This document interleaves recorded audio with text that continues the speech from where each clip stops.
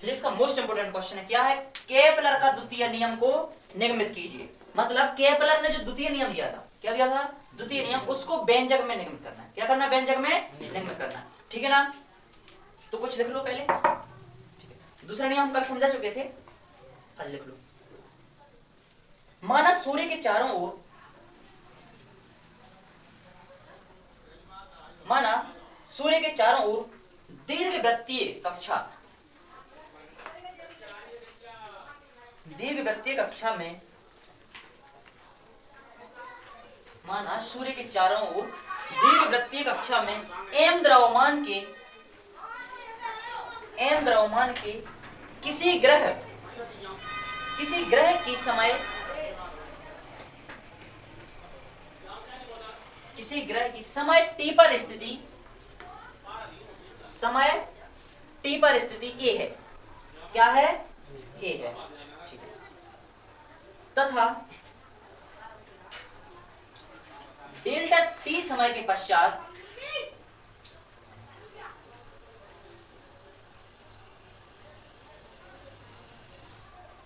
Delta T समय के पश्चात वह बिंदु बी पर पहुंच जाता है, वह बिंदु बी पर पहुंच जाता है। सूर्य से ग्रह के बीच की दूरी, सूर्य से ग्रह की बीच की दूरी आर है।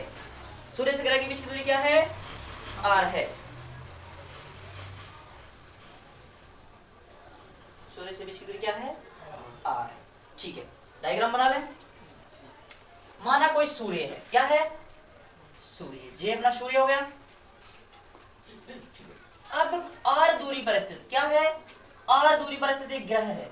क्या है? एक ग्रह है। ये क्या वृत्तीय, दीर्घ वृत्तीय कक्षा में क्या कर रहा है?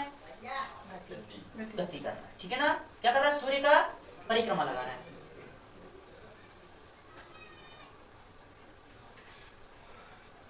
अब यह बिंदु ए, ये क्या है? बिंदु ए है, बिंदु ए है। अब इसका समय क्या है? टी, त्रिज्या क्या है? आर। कुछ समय के पश्चात, मतलब डेल्टा टी समय के पश्चात, क्या है? डेल्टा टी समय के पश्चात यह कहां पर पहुंच जाता है? बिंदु बी पर। हाँ, बिंदु बी पर। ठीक है ना? अब इसका अपन को इस क्षेत्रफल को ज्ञात करना है। क्या करना है? क्षेत्रफल को ज्ञात करना है। ठीक है। अब इसको यदि मान लें कि बिंदु ए से लगा समय बिंदु बी तक, बिंदु ए से बिंदु बी तक लगा समय, तो क्या करेंगे? डेल्टा टी टी में जोड़ देंगे। डेल्टा टी क्या कर देंगे? जोड़ देंगे। तो क्या आ जाएगा? T plus delta T. मतलब बिंदु ए से बिंदु पहुंचने में लगा समय डेल्टा टी है, तो उसको प्रथम समय से और बीच के समय को जोड़ देंगे, तो क्या आ जाएगा? पूरा समय आ जाएगा। क्या आ जाएगा? पूरा समय। ठीक है ना? इतना ले लें। ठीक है। अब अपन क्या ले लें? त्रिभुज। त्रिभुज आपको दिख रहा है ना? अब यहां से मान लो इसको सी, एस मान लो। क्या मान लो? एस। सन है ना, तो सन का एस मान लो। ठीक है। तो यहां से मान लें त्रिभुज एस ए बी, त्रिभुज एस ए बी में त्रिभुज का क्षेत्रफल क्या होता है? 1/2 लंबाई या फिर आधार गुणित ऊंचाई। यही होता है ना? आधार गुणित ऊंचाई। ठीक है। तो त्रिभुज ए एस में, ए एस बी में क्षेत्रफल, क्षेत्रफल, ठीक है ना? क्षेत्रफल क्या होता है? 1/2 आधार गुणित ऊंचाई। यही होता है ना? आधार गुणित ऊंचाई। पक्का? ठीक है, तो मान लें।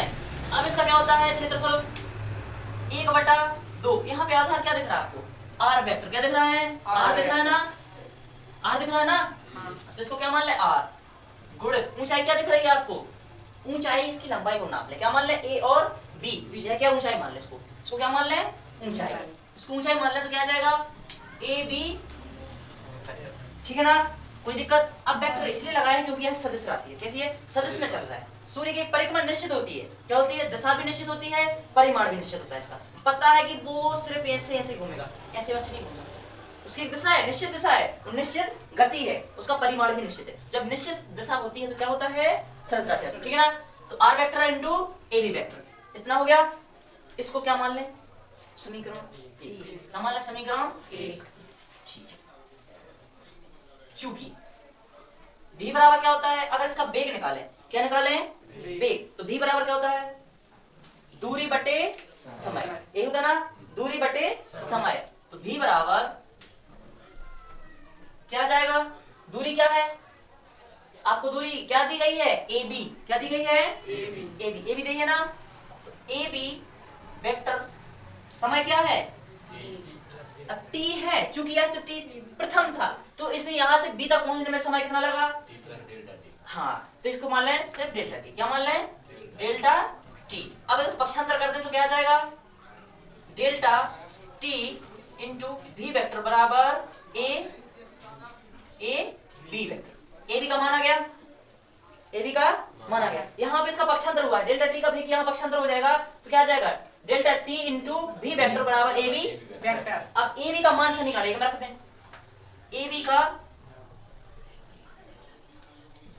मान समीकरण 1 में रखने पर, समीकरण 1 में रखते हैं तो क्या आ जाएगा, 1/2 आर वेक्टर, ए बी का मान क्या है, V vector into delta T, क्या आ जाएगा, डेल्टा टी। चूंकि किसी भी क्षेत्रफल को नापते हैं तो क्या बोलते हैं, डेल्टा ए, क्षेत्रफल को क्या बात करते हैं, ए, ठीक है ना, क्षेत्रफल को ए, अगर क्षेत्रफल में परिवर्तन हुआ तो क्या बोल देंगे, डेल्टा। किसी भी चीज में अगर परिवर्तन हो तो उसे क्या लगाते हैं, डेल्टा लगाते ना, किसी भी चीज में परिवर्तन हो तो उसमें डेल्टा लगा दें, तो क्या जाएगा, डेल्टा ए बराबर 1/2 R vector into we vector delta T. अब डेल्टा टी का पक्षांतर कर दे, क्या कर दें, डेल्टा टी का पक्षांतर, तो क्या आ जाएगा, डेल्टा ए बटा डेल्टा टी बराबर 1/2 R vector into we vector, इतना आ गया ना, क्या आ गया, 1/2 R vector into we vector into delta T का पक्षांतर कर दिया तो क्या आ जाएगा, डेल्टा ए बटे डेल्टा टी बराबर 1/2 R vector into we vector, ठीक है ना। चूंकि अब इसमें क्या करना है, अपन को संवेग बनाना है, क्या बनाना है, संवेग, तो संवेग का सूत्र क्या होता है, mv, mv होता है ना, p बराबर mv, तो mv तो है, तो इसके लिए अपन दोनों पक्षों में m का गुणा कर दें, क्या करते हैं, m का गुणा, मतलब इस वाले लेफ्ट साइड मतलब राइट साइड में जो भी पद हैं उनके ऊपर भी m का गुणा करते हैं और नीचे भी m का गुणा करते हैं ना, तो क्या जाएगा, delta A vector delta T बराबर 1/2 m आ गया ना, गुणित R vector into M V vector, ठीक है ना। अब चूंकि ऊपर एक m गुणा किया है तो दोनों तीनों का हो जाएगा, ठीक है ना, गुणांक में बराबर 1/2 m into R vector into M V vector, इतना आ गया। इसका अपन क्या कर देंगे, दोनों पक्षों का गुणा किया है तो क्या कर देंगे, डेल्टा ए बटे डेल्टा टी बराबर 1/2 m गुणित आर वेक्टर। अब चूंकि एम वी वेक्टर बराबर क्या होता है, एम वी वेक्टर बराबर p, चूंकि p बराबर एम वी, ठीक है ना, इतना है, तो क्या लिखते हैं यहाँ पे, p लगा दें इंटू p वेक्टर, इतना आ गया, p वेक्टर आ गया। अच्छा एक बात समझो, r vector into p vector बराबर क्या होता है, कोणीय संवेग, क्या होता है, कोणीय संवेग। अब संवेग तो है ही ऑलरेडी, p तो क्या है, संवेग है ही, लेकिन यदि किसी भी चीज में त्रिज्या दी जाए, क्या दी जाए, त्रिज्या, तो वो कोणीय में हो जाता, तो क्या हुआ, कोणीय संवेग। अब कोणीय संवेग को किससे व्यक्त करते हैं, l से, किससे व्यक्त करते हैं, l से, कोणीय संवेग किससे व्यक्त करते हैं, l से, ठीक है ना। तो करते हैं डेल्टा ए बटे डेल्टा टी बराबर 1/2 m l, क्या आ गया, l, ठीक है ना। अब सब वेक्टर है तो चूंकि ये भी कैसा रहेगा, सदिश रहेगा, कैसा रहेगा, सदिश, समझ में आ रही ना। R vector into P vector बराबर क्या होता है, लिख दिया ना, चूंकि R vector into P vector बराबर किसके हैं, एल वेक्टर के, किसके हैं, एल वेक्टर, ठीक है ना।